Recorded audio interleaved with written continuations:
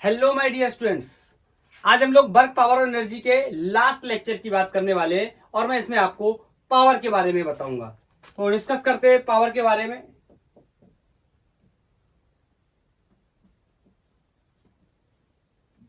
देखो, पावर को अगर हम समझने की कोशिश करें तो जो वर्क डन करने की क्षमता है ना, उसी को हम पावर बोलते हैं। मतलब rate of doing work per unit time.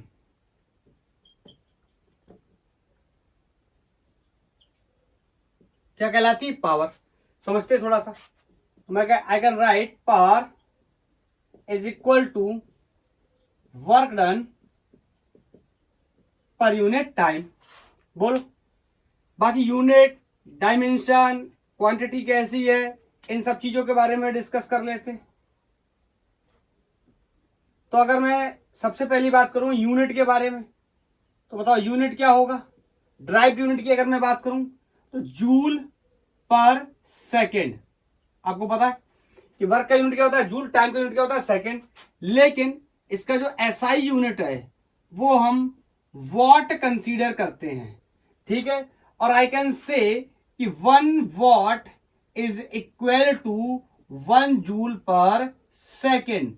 मतलब जब किसी ऑब्जेक्ट के ऊपर 1 जूल का काम किया जाएगा 1 सेकंड के लिए, तो उसे हम क्या बोलेंगे, 1 वॉट। छोटी छोटी बातें बताते चलता हूं। हाँ, इसके और भी यूनिट्स हो सकते हैं। जैसे अगर हमें कॉमर्शियली बड़ा यूनिट लिखना हो तो हम क्या करेंगे, वी कैन यूज KW, माने kilo watt. It means 10 to the power 3 into watt. बोलो, ठीक है। और इसका unit in the terms of HP, horse power भी हम लिख सकते हैं। तो 1 horse power is equal to 746 watt. एक हॉर्स पावर 746 वॉट के बराबर होता है। हाँ, अगर एक वॉट पता करना हो इन the terms of horse power तो 1/746 का क्या कर देंगे, मल्टीप्लाई किसमें कन्वर्ट हो जाएगा, HP में। बोलो, क्लियर है। तो ये यूनिट्स के बारे में मैंने आपको थोड़ा बहुत बताया। हाँ, अगर बात करें डायमेंशन की तो बहुत ही आसान होने वाला है हमारे लिए। बोलो, डायमेंशन क्या, वर्क के डायमेंशन को टाइम के डायमेंशन से डिवाइड कर दूं। सबको पता है वर्क का डायमेंशन क्या होता है, ml² t-2। एक टाइम पलट गया और ऊपर से नीचे आएगा तो कितना हो जाएगा, t-3। यार अब इतना सब कुछ पढ़ चुके हैं, इस स्तर पे आके यहां पावर के डायमेंशन के लिए हम बहुत टाइम नहीं दे सकते। ठीक है। और बताओ, इतनी बातें क्लियर है? क्लियर है तो हटाऊं हटाऊं हटाऊं ये छोटी छोटी बातें। हाँ, 1 2 3 नोटेड। तो अब मेरे को देखना है पावर एवरेज और इंस्टेंटेनियस के बारे में बात करनी है। मतलब टाइप ऑफ, अगर मैं पावर की बात करूं तो पावर डिलीवर 2 प्रकार से हो सकता है। मतलब एवरेज पावर, पावर एवरेज, इसको ऐसे भी लिख सकता हूं और पी के ऐसा साइन भी लगा सकता हूं। इसका मतलब मैं लिख सकता हूं क्या, total work upon total time. आपने अगर मेरे काइनेमेटिक्स के लेक्चर देखे हैं तो टोटल बटे टोटल मैंने बहुत रेफरेंस दिया हुआ है एवरेज के केस में। तो total work done upon total time. बताओ, इंस्टेंटेनियस की बात करूं अगर मैं, इंस्टेंटेनियस आपको बता रखा है मैंने, इंस्टेंटेनियस। बोलो, किसी dt टाइम में किया गया पावर, डिलीवर किया गया पावर। बोलो, तो उसको मैं कैसे लिख सकता हूं, पावर इंस्टेंटेनियस। अब इस लेवल पे आके मैं आपको बहुत ज्यादा नहीं बता सकता, मैंने बहुत एक्सप्लेनेशन किया हुआ है इन छोटी छोटी चीजों का। ठीक है। मतलब अगर वर्क का इक्वेशन मिल गया तो डिफरेंशिएट कर देंगे विद रिस्पेक्ट टू टाइम, मुझे क्या मिल जाएगा, इंस्टेंटेनियस पावर। या इसको थोड़ा समय और भी आगे बढ़ा सकता हूं, power is equal to, work को मैं लिख सकता हूं F vector dot ds vector, अच्छा वेक्टर ना लिख के FDX लिख देता हूं। बोलो, अपॉन dt। बताओ, इस dx अपॉन dt को हम क्या बोल सकते हैं, वेलोसिटी। अरे भैया ये डिस्प्लेसमेंट होता है। बोलो, तो power can be also right force into velocity. और हाँ, ये बताना मैं भूल गया, ऑफ कोर्स पावर कैसी क्वांटिटी है, स्केलर क्वांटिटी। कैसे समझ सकते हैं, ऐसे बोलो, वर्क कैसा होता है स्केलर, टाइम भी कैसा होता है स्केलर, तो पावर भी कैसी क्वांटिटी है स्केलर। जिसे नहीं समझ में आया वो यहां से भी समझ सकता है, दो वेक्टर क्वांटिटीज का डॉट प्रोडक्ट स्केलर होता है। ये बात हम लोग वेक्टर में डिस्कस कर चुके हैं। तो यहाँ पे अगर मुझे फोर्स और वेलोसिटी का वेक्टर मिल जाए, उसका अगर मैं डॉट प्रोडक्ट कर दूंगा तो वो भी किसके बराबर आ जाएगा, पावर के बराबर आ जाएगा। And of course everybody knows the dot product of the two vector is equal to a scalar quantity. बोलो तो ऐसे भी निकाल सकता हूं, जरूरत पड़ने पे ऐसे भी निकाल सकता हूं, डिफरेंशिएट करके पावर को भी, सॉरी वर्क को डिफरेंशिएट करके भी निकाल सकता हूं, या फोर्स और पावर का डॉट प्रोडक्ट लेके भी निकाल सकता हूं। हाँ, this can be also write F V cos theta. बोलो, बार बार मैं मेंशन करता हूं, फिर क्या है, theta is angle between force and velocity. गलत, theta is angle between force vector and velocity. Vector में बहुत बार बता चुका, वेक्टर के अंदर डायरेक्शन होता है मेरे भाई। बोलो, क्लियर। तो ये छोटी छोटी बातें मैंने आपको बता दी। हाँ, कुछ दो तीन सवाल कर लेते। एक इसका इंपॉर्टेंट क्वेश्चन है एक्चुअली में, जो जेई में बहुत ज्यादा पूछा जाता है या नीट में पूछा गया है कई बार, तो उसके बारे में मैं डिस्कस करना चाहता हूं। मैं लास्ट में उसको डिस्कस करूंगा, दो क्वेश्चन में, तब तक आपको बीच में 2 या 3 क्वेश्चन डिस्कस कर लेता हूं। तो मैं बोर्ड को साफ करके क्वेश्चन को नोट करता हूं ताकि लेक्चर थोड़ा छोटा रह सके।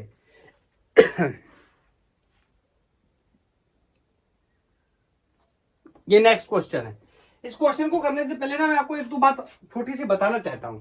देखो, पावर को पता है बहुत सारे लोग पढ़ाते भी नहीं है, उसके पीछे ये रीजन रहता है, इंपॉर्टेंस नहीं देते उसको, इस वजह से नहीं देते क्योंकि पावर क्या है, वर्क का रेट है। सिर्फ वर्क डन निकालना, टाइम से मारना, पावर मिल जाएगा। और वर्क डन कांस्टेंट फोर्स का, वेरिएबल फोर्स का, इतनी अलग अलग परिस्थितियों में हम लोगों ने क्या किया, वो वर्क को कैलकुलेट किया, उसको टाइम से डिवाइड करना रहता है, बस पावर आ जाता है। समझ रहे हो। लेकिन मैं फिर भी इसको करा रहा हूं, एक दो क्वेश्चन अच्छे आ जाते हैं कभी कभी। बोलो, a car of mass 2000 kg is lift up a distance of 30 meter by a crane in 1 minute। एक क्रेन कोई इसको उठाती है 2000 kg के मास को 30 मीटर तक। बोल रहा है second crane does the same job in 2 minutes। बोलो, दूसरी क्रेन इसी काम को 2 मिनट में करती है। वो वाला याद आया सर, एक आदमी एक काम को 1 घंटे में करता है तो 4 आदमी मिलके कितने में करेंगे। वो सब अपना पार्ट नहीं है, ठीक है। Do the both cranes were consume the same or different fuel and what power is supplied by the each crane। तो मैं पहले पावर सप्लाई निकाल लेता हूं, फ्यूल के बारे में भी आपको बता दूंगा। Power supply is very easy for me. बोलो, क्या लिख सकता हूं, P equal to W upon T. दोनों के केसेस बना लेता हूं, तो यहाँ P2 is equal to W2 upon T2, यहाँ W1 अपॉन T1, यहाँ पावर P1, यहाँ पावर P2। बोलो, मेरे से बोल रहा है कि 2000 kg का मास है, उसको 30 मीटर तक ऊपर लेकर जाया जाता है, तो कितना वर्क हो जाएगा। अब मैं मान के चल रहा हूं, वर्क वगैरह इतनी छोटी चीजों का हमें पता है कितना होगा, फोर्स इनटू डिस्प्लेसमेंट। और सबको पता है फोर्स कितना है 2000, सॉरी मास कितना है 2000, तो फोर्स कितना हो जाएगा mg। तो 2000 इंटू जी की वैल्यू 9.8, ये mg फोर्स हो गया। डिस्प्लेसमेंट कितना लेकर जा रहे हैं 30। बोलो, अब ये मत पूछना ये कैसे हो गया इतना पढ़ने के बाद। बोलो, टाइम कितना है 1 मिनट का मतलब हो गया 60 सेकेंड। तो यहां से पावर की कोई भी वैल्यू आएगी वो कैलकुलेट कर लेंगे, और कैलकुलेट करके आई थिंक 980 वाट के आसपास आएगा। 980 नहीं, 9800 वाट आएगा, 9800 वाट। ठीक है, कैलकुलेट कर लेना आप। अरे 3 2 जा 6 से 6 मर गया, यहाँ एक 0 है, 0 से 0 मर गया, इसमें मल्टीप्लाई करूंगा तो क्या होगा, एक 0 क्या हो जाएगा, कम हो जाएगा, बस 3 0, तो यहाँ 2 0 रह जाएंगे, 2 रह गए। अब P2 देखो, W2 काम क्या है सेम, तो मैं अब दोबारा से नहीं कैलकुलेट कर रहा। और टाइम क्या है, टाइम क्या है 2 मिनट, मतलब दुगना है। तो चाहो तो इसी का आधा लिख दूं तो भी आपको समझ में आना चाहिए, 4900 वाट आएगा। नहीं तो आप कैलकुलेट करके देख लो, सारी वैल्यूज को रख के यहाँ 60 की जगह कितना रखोगे 120, क्योंकि 2 मिनट है। ठीक, अब पावर तो निकल आया। बोल रहा है कि सेम फ्यूल लेंगे या डिफरेंट फ्यूल लेंगे। एक्चुअल में दिमाग में कभी कभी कंफ्यूजन होता है स्टूडेंट्स के, उनको लगता है कि जो ज्यादा तेज काम कर रहा है वो जो ज्यादा पावर ऑफ कोर्स कौन डिलीवर कर रहा है, ये ज्यादा कर रहा है, ये पावर कम कर रहा है।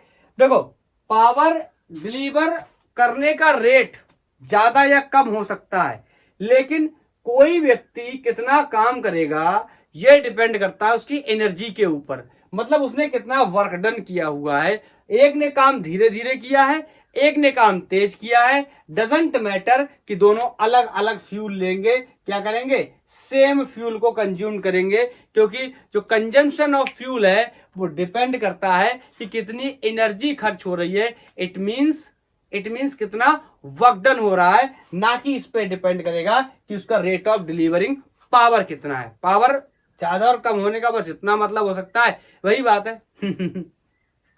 एक आदमी एक गड्ढे को 5 दिन में खोदता है, तो 4 आदमी मिलकर एक गड्ढे को हो सकता है 1 दिन में खोद दे या 2 दिन में खोद दे, बोलो। लेकिन जितना काम एक उस व्यक्ति ने किया होगा अकेले उस गड्ढे को खोदने में, उतना ही मिलके 4 भी करने वाले हैं।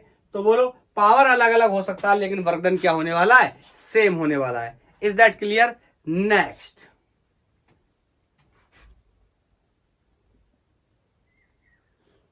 ये नेक्स्ट क्वेश्चन है। कोई एक आदमी है जो हिल पे, पहाड़ी पे साइकिल चला रहा है, जिसका स्लोप 1/20 है। इसका मतलब आपको पता ही होगा, बचपन से पढ़ते चले आ रहे हो। With the velocity of 6.4 kilometre per hour along the hill, the weight of the man and cycle is 98 kg, the work done per minute is doing, कोई वर्क डन किया जा रहा है, पर मिनट इज डूइंग, और उसके बाद बोल रहा है उसकी पावर बताओ हॉर्स पावर में, मतलब घोड़े की शक्ति से तुलना करके बताओ। अरे इसका मतलब यही होता है, बोलो। तो मैं क्या करता हूं, उस व्यक्ति का हिल पे चढ़ने का सिस्टम देख लेता हूं। बोलो ये इस तरीके से कोई साइकिल चला रहा होगा, बोलो। साइकिल का पहिया ले लिया, या मास साइकिल का क्या मान लिया, कॉन्सेंट्रेटेड मान लिया, मतलब सेंटर ऑफ मास की बात कर रहे हैं। नेक्स्ट लेक्चर हमारा सेंटर ऑफ मास का ही होगा, बोलो। तो अब समझते हैं, जल्दी जल्दी बताओ। ये एंगल कोई थीटा है, तो यहां से ये वेट कोई नीचे की तरफ mg, तो ये mg का cos थीटा। अब इस स्तर पे आके आप नहीं कह सकते ये कैसे हो रहा है, बहुत डिस्कस किया हुआ है। पीछे के लेक्चर्स देखो, अगर कोई पहली बार तो नहीं आ गया, पता नहीं सोचेगा क्या पढ़ा रहा है।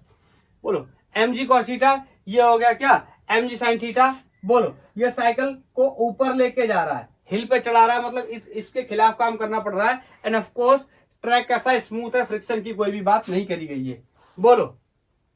तो ये जो वेलोसिटी है, क्वेश्चन में दे रखी है, किसी वेलोसिटी से इसको क्या कर रहा है, ऊपर लेके जा रहा है। एंड ऑफ कोर्स ये क्या लगने वाला है, नॉर्मल रिएक्शन। ये बहुत छोटी छोटी बातें, हाँ गिवन चीजों को नोट कर लेते हैं। बोलो साइन थीटा को मैं लिख सकता हूं 1/20। अरे 1/20 का मतलब क्या होता है, ये कितना है 1 और ये कितना है 20। बोलो इसका मतलब तो आपको पता ही होगा।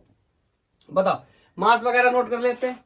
Mass of system cycle and man का मास 98 kg है, और आगे बोल रहा है ये जो वेलोसिटी है ये 6.4 किलोमीटर पर आवर में दे रखी है। 5/18 लगा करके मीटर पर सेकंड में कन्वर्ट कर लेता हूं, ठीक है।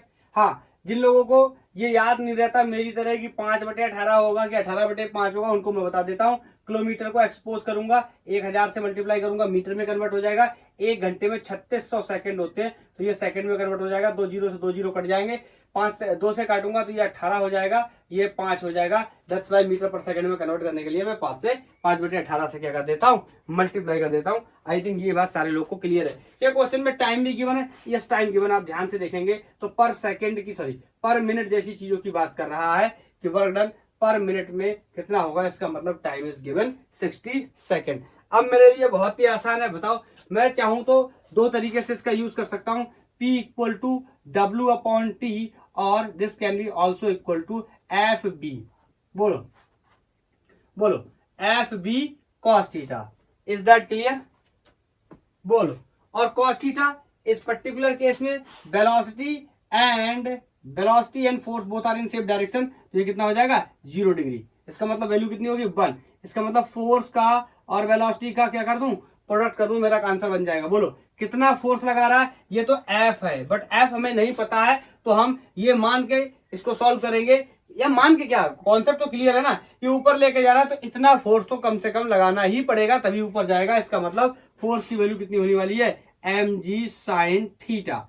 बोलो और वेलोसिटी मुझे दे रखी है 6.4 × 5/18 ये मीटर पर सेकंड में कन्वर्ट हो गया। साइन थीटा की वैल्यू भी मुझे दे रखी है, बोलो अपॉन टाइम, टाइम भी मेरे को दे रखा है। आप सही से देखेंगे तो आपको कितना मिल जाएगा 20 किधर गया टाइम, टाइम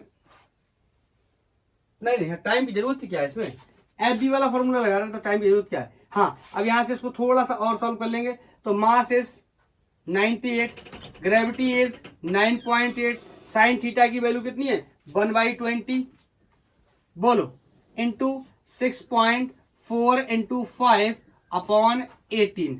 इसको सॉल्व करेंगे। इंपॉर्टेंट बात, मैं यहाँ पे एक बात आपको और भी बताना चाहता हूं।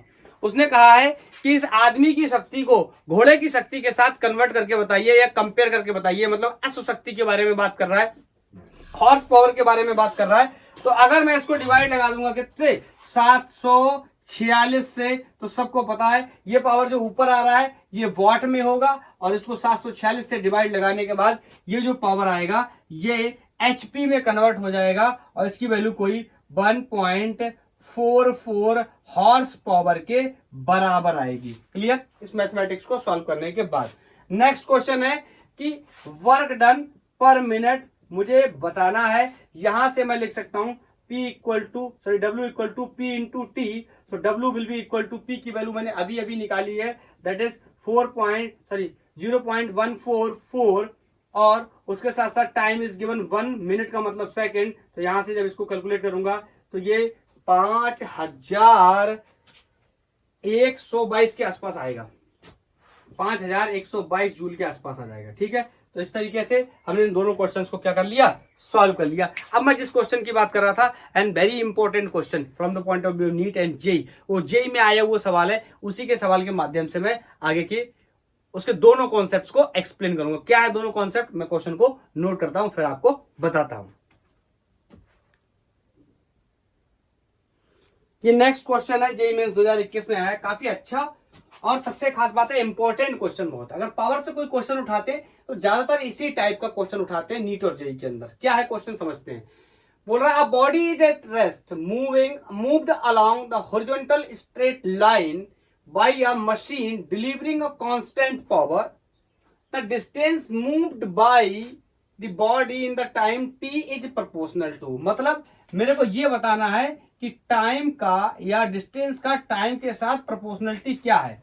पावर हाफ में है, पावर 3/2 में है, पावर 1/4 में है, 3/4 में है, मेरे को ये बताना है। मैं आपको बताता हूं कैसे करके इसे सॉल्व करेंगे। देखो मेरी बात को ध्यान से सुनना। Power is equal to W upon T, W is equal to PT होता है, किसी को कोई डाउट नहीं होना चाहिए। W क्या होता है, वर्क डन। अब मैं आपको थोड़ा सा रिवाइज कराता हूं। वर्क डन बताओ, मैंने आपको 2-3 चीजें बता रखी हैं कि काइनेटिक एनर्जी क्या होता है। आपने मेरे डेफिनेशन में भी पढ़ा है कि काइनेटिक एनर्जी है जब ऑब्जेक्ट की काबिलियत जब वो चल रहा है वर्क करने की। मतलब काइनेटिक एनर्जी क्या है, एक वर्क है। जब ऑब्जेक्ट क्या कर रहा है, मूव कर रहा है, उस समय जो काम कर रहा है that is called kinetic energy. और आपने एक्सप्रेशन भी देखा है, डेरिवेशन भी देखा है। अगर नहीं देखा तो आप जाके लेक्चर को पहले विजिट करिए। 1/2 mv² आया था और इसी को मैंने क्या मान के रखा था, काइनेटिक एनर्जी। मतलब चलते हुए ऑब्जेक्ट जब काम करेगा तो उसका जो वर्क डन होगा that is called kinetic energy. एक और बात मैंने आपको बताई थी, मैंने कहा था कि पोटेंशियल एनर्जी क्या होता है। मैंने कहा पोटेंशियल एनर्जी भी क्या होता है, वर्क डन ही होता है। लेकिन इसमें एक हिडन बात यह थी कि जो वर्क मैं करता हूं किसी ऑब्जेक्ट के ऊपर, उसके कॉन्फ़िगरेशन को चेंज करने के लिए, तो वो वर्क उसमें स्टोर हो जाता है। दैट्स व्हाई स्टोरिंग वर्क को हम माइनस से रिप्रेजेंट कर लेते हैं। शॉर्ट में बता रहा हूं, ऐसा एक्चुअली में है नहीं। बोलो तो ये क्या है, माइनस से मैंने मल्टीप्लाई कर दिया, मतलब पोटेंशियल एनर्जी कितनी हो गई, -W। अगर पोटेंशियल एनर्जी इलास्टिक की बात करें तो ये हाफ के x² हो जाती, जैसी पोटेंशियल एनर्जी आती है आपके दिमाग में mgh आता है। दैट्स व्हाई मैंने पहले ये बताया। उसके बाद अगर मैं ग्रेविटेशनल पोटेंशियल एनर्जी की बात करूं तो this is equal to mgh। मैं आपसे एक बात कहना चाहता हूं, जब इस क्वेश्चन को ध्यान से देखेंगे तो एक मशीन है जो पावर डिलीवर कर रही है किसी भी ऑब्जेक्ट को स्ट्रेट लाइन चलाने के लिए। तो मेरे से कह रहा है जो डिस्टेंस वो चला है, लेट्स से वो ऑब्जेक्ट यहां से यहां तक गया है, ऐसा डिस्टेंस लेके t टाइम लेके, तो इन दोनों की प्रोपोर्शनलिटी क्या होगी। पहला सवाल ये बहुत ही फेमस क्वेश्चन है, very very very time asked in the NEET and JEE. और दूसरा, इनका दोनों का ग्राफ बनाइए, डिस्प्लेसमेंट वर्सेस टाइम ग्राफ। ये 2021 में पूछा गया, इसका पीछे वाला क्वेश्चन 2020 में पूछा गया। कौन सा? इन दोनों का ग्राफ, वो भी डिस्कस करेंगे। तो पहले आप बताओ, ये वर्क इसने किया है, ये चल रहा है, पहले नीचे वेलोसिटी 0 थी, अब इसने चलना शुरू कर दिया है। इसका मतलब यही, इसका जो वर्क होगा that is called kinetic energy, that is equal to PT. कोई डाउट नहीं होना चाहिए। Half M V square is equal to PT. Sir आपने यहां काइनेटिक एनर्जी ही क्यों लिया, आपने पोटेंशियल एनर्जी क्यों नहीं लिया? सर एक ऑब्जेक्ट को एक जगह से दूसरी जगह शिफ्ट करते हैं, कॉन्फ़िगरेशन चेंज करते हैं, तो डिस्टेंस तो वहां पर भी चेंज होता है, लेकिन रिमेंबर कि डिस्टेंस वहां चेंज होता है, लेकिन वहां पर हम किसी प्रकार के टाइम के पैरामीटर को कंसीडर नहीं करते हैं। हम सिंपली बात करते हैं कॉन्फ़िगरेशन चेंज के अंदर, और इसको मुझे कंबाइंड करना है 1D मोशन के साथ में। दैट्स व्हाई मैं काइनेटिक एनर्जी का क्या कर रहा हूं, यूज कर रहा हूं। क्लियर?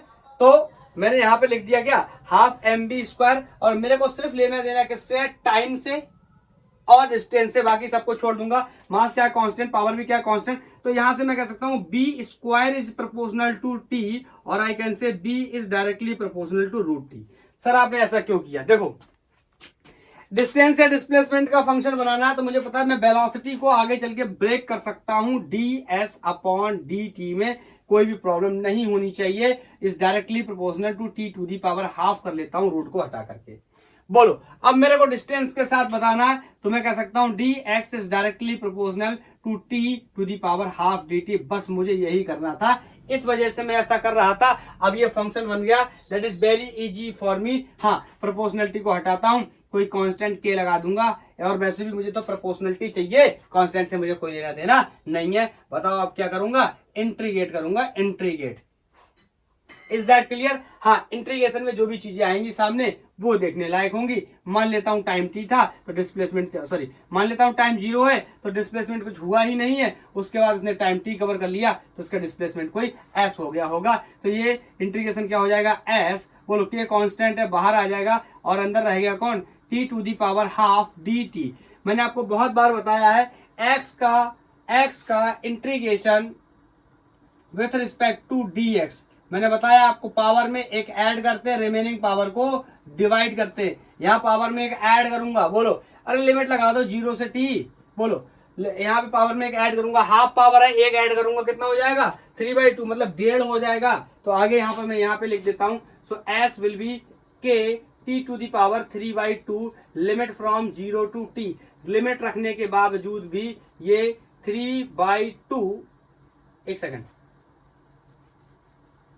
यहां पर 3/2 मुझे और भी मेंशन करना चाहिए, वो अलग बात है कि मुझे इस बार काम नहीं है। इसका क्यों काम नहीं है, क्योंकि मुझे तो प्रोपोर्शनलिटी चाहिए, इन सारी चीजों से कोई भी लेना देना नहीं है। तो ये 2/3 इधर आ गया, पलट के उल्टा होगा, 2/3 इधर आ गया, और T is proportional to, sorry S is, अगर प्रोपोर्शनलिटी लगाऊं क्या, 2/3 क्या कांस्टेंट के, क्या कांस्टेंट, प्रोपोर्शनलिटी लगाऊं तो ये 3/2 के डायरेक्टली प्रोपोर्शनल आया, और मेरा ऑप्शन ये वाला सही हो गया।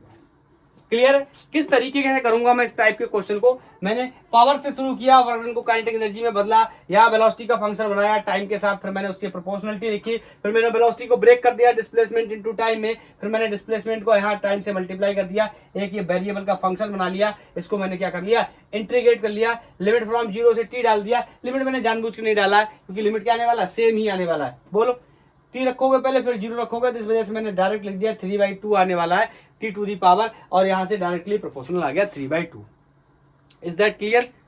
बोलो, इज दैट क्लियर? हाँ, नेक्स्ट क्वेश्चन इसी के अंतर्गत पूछा जाता है कि टाइम, और ये क्या कर दिया, दोनों ही टाइम कर दिए, डिस्प्लेसमेंट या distance covered by the object का ग्राफ बनाइए। देखो, मैं आपको बता चुका हूं 1D मोशन के अंदर जब तक पार्टिकल स्ट्रेट लाइन में मोशन करता है तब तक वो डिस्टेंस भी बराबर होता है, डिस्प्लेसमेंट भी बराबर होता है, मतलब मैं डिस्प्लेसमेंट को डिस्टेंस बोल सकता हूं, इसीलिए ये क्वेश्चन यहाँ पर डिस्प्लेसमेंट की जगह डिस्टेंस की बात कर रहा है। Is that clear? बोलो, जेईई मेंस 2020 में क्वेश्चन आया कि बताइए कौन सा ग्राफ सही है, डिस्प्लेसमेंट या डिस्टेंस वर्सेस टाइम ग्राफ। अगर ये क्वेश्चन सेम लिखा हुआ है, अगर कोई मशीन पावर डिलीवर कर रहा है कांस्टेंट पावर, और ये वेलोसिटी 0 है ना, ऑल पूरा लिखा हुआ है, ध्यान से सुनना, तभी मैं आगे बात कर रहा हूं। क्वेश्चन है 2020 जेईई का, which of the following graph is correct. कौन सा ग्राफ क्या है? करेक्ट। कौन किस का? डिस्प्लेसमेंट वर्सेस टाइम ग्राफ बात करनी है। सिर्फ डिस्प्लेसमेंट वर्सेस टाइम ग्राफ नहीं है ये पावर डिलीवर हो रही है तब डिस्प्लेसमेंट वर्सेस टाइम ग्राफ है। मैं आपको 4 ऑप्शन दे देता हूं। पहला ऑप्शन कुछ इस तरह से, ये डिस्प्लेसमेंट वर्सेस टाइम ग्राफ है। दूसरा ऑप्शन कुछ इस तरह से। तीसरा ऑप्शन ये कुछ यूं स्ट्रेट लाइन। बोलो। और चौथा ऑप्शन, क्या आप खुद से सेलेक्ट करना चाहोगे चौथा ऑप्शन? बताओ, क्या आप खुद से सेलेक्ट करना चाहोगे चौथा ऑप्शन? नहीं करना चाहोगे तो मैं सेलेक्ट करके दूंगा। और ये डिस्प्लेसमेंट वर्सेस टाइम ग्राफ, पहले देखते हैं गलत कौन कौन है, उसके बाद सही देखेंगे। यहां से मैंने प्रोपोर्शनलिटी निकाली थी कि t⁻3/2 आया था। देखो, टाइम अगर ऐसा होता s is directly proportional to t, इसका मतलब ये y बराबर mx जैसा था, तो ग्राफ कैसा आता? Straight line. बोलो, स्लोप कैसा होता? कांस्टेंट। तो देखो, ये वाला ग्राफ तो पहले गलत हो गया क्योंकि इसका स्लोप क्या है? कांस्टेंट। इस केस में स्लोप तो कांस्टेंट आने वाला है नहीं। दूसरी बात बोल रहा है कि डिस्प्लेसमेंट कांस्टेंट है, टाइम बढ़ रहा है, कोई फर्क नहीं पड़ रहा है। ऐसा नहीं है, टाइम बढ़ने से डिस्प्लेसमेंट बढ़ेगा। तो ये वाला ग्राफ भी क्या हो गया? गलत हो गया। अब आगे देखते हैं। अगर मैं इसको ऐसे भी तो लिख सकता हूं, s² इक्वल टू t⁻3। अरे दोनों तरफ क्या कर दिया? स्क्वायर। बोलो, तो ये किसकी इक्वेशन हो गई? पैराबोला की इक्वेशन हो गई। ये पैराबोला को रिप्रेजेंट करता है। और बोलो, पैराबोला को रिप्रेजेंट कर रहा है और किस तरीके से रिप्रेजेंट कर रहा है? विद द इंक्रीजिंग स्लोप के साथ। यहां पर कोई भी माइनस नहीं है, मतलब डिस्प्लेसमेंट क्या हो रहा है? बढ़ रहा है। टाइम भी क्या हो रहा है? बढ़ रहा है। दोनों ही बढ़ रहा है। इस तरीके का सवाल सही है। इसको देखेंगे तो डिस्प्लेसमेंट घटने लगा जब टाइम क्या हो रहा है? बढ़ रहा है। ऐसा पॉसिबल नहीं है। इस इक्वेशन के हिसाब से टाइम भी बढ़ेगा, डिस्प्लेसमेंट भी बढ़ेगा और ये पैराबोलिक फंक्शन में बढ़ सकते हैं। ये थोड़ा सा ज्यादा भले ही कर्व कर गया हो, लेकिन ये इस तरीके से बनाएंगे हम। क्लियर? ये क्यों सही नहीं है? क्योंकि एक टाइम के बाद डिस्प्लेसमेंट क्या हो रहा है? कम होने लग रहा है। यहां से ऐसा कोई पॉसिबल नहीं है। Is that clear? बोलो। तो ये बहुत ही फेमस क्वेश्चन है। ये दोनों पावर के केस में नीट और जेई में बहुत बार पूछे जाते हैं।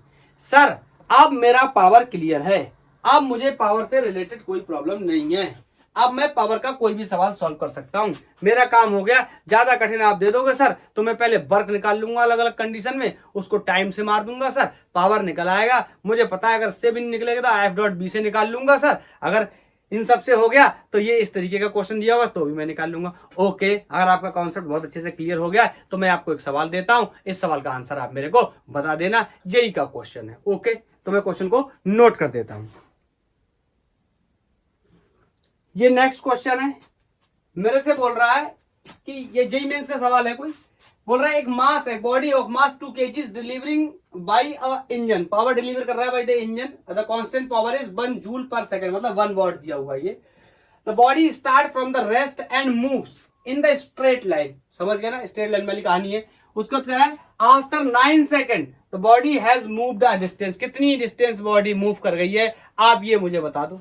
बोलो, इस क्वेश्चन को सॉल्व करना मेरे लिए कोई बड़ी बात नहीं। क्यों? इनिशियली स्टार्ट किया है 0 से, तो इनिशियल वेलोसिटी 0 हो गई। बोलो, और 9 सेकंड का टाइम दे रहा है और मेरे से डिस्प्लेसमेंट पूछा गया है, तो ये तो मेरे लिए बहुत ही आसान है। मैं चाहूं तो पूरी काइनेमेटिक्स की इक्वेशन वगैरह लगाकर भी सॉल्व कर सकता हूं, या फिर मेरे पास जो शॉर्ट तरीका है क्या वो यूज कर जाएगा? S directly proportional to t⁻3/2 कर जाएगा, बिल्कुल कर जाएगा। ये देखो कर जाएगा। बोलो, 9 दिया, 9 को कैसे तोड़ के लिखेंगे? 3⁻2 2 से 2 मरा 3 3 3 3। बोलो, अब आपने मेरे को इसका आंसर बताना है। मैंने हिंट कर दिया है, ऑलमोस्ट आंसर तक मैं आ ही गया हूं। तो आज के लिए इतना ही। थैंक यू, धन्यवाद। और इस तरीके से बेचारा वर्क पावर एनर्जी खत्म होता हुआ नेक्स्ट लेक्चर हमारा सेंटर ऑफ मास से रिलेटेड होगा। तो पहला लेक्चर बिल्कुल अच्छे से अटेंड करें, बेसिक कॉन्सेप्ट वहीं से क्लियर होते हैं। ओके, तो आज के लिए इतना ही। Bye bye.